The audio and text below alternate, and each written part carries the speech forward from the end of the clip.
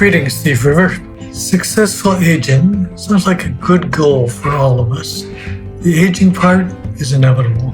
For as long as our Lord spares us, we will continue to get older. But the successful part will depend a lot on choices we make. In my 53 years of medicine, most of them as a geriatrician providing care for the elderly, I saw a lot of patients, many of whom knew the Lord, who through their last years, some did it well, unfortunately, some did not. All of them taught me about how to live later years of life well. In addition to learning from my patients, I've always loved the Bible, and I have endeavored to study it carefully. Finally, as I'm aging myself and dealing with my own disabilities, I have done a lot of reading about these issues, both in the Christian and secular literature. So, putting together each of these three sources, the experience of my patients, the wisdom of the scriptures, and what others have written and taught, I have some definite ideas of what successful aging looks like, and I'm anxious to share them with you. We'll have 8 sessions together, starting on September 18. These will be geared toward the elderly, those caring for the elderly, those who think they might be elderly in the future.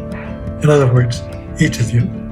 I will start each session with an introductory talk and then have time for questions and answers. The first 2 sessions will discuss how we preserve our wellness in all spheres of life, physical, emotional, and spiritual. The next 2 will discuss the steps we need to take long before retirement to preserve our ability to make those years count the most for God. We'll move from there for the next 2 weeks to the difficult subject of dementia and talk about honoring God by preserving the dignity of those suffering from dementia. Also, we will touch on how as a church we can help their caregivers. Finally, we will wrap up with 2 weeks in which I will give some guidelines for how aggressive we should be with medical care as death approaches.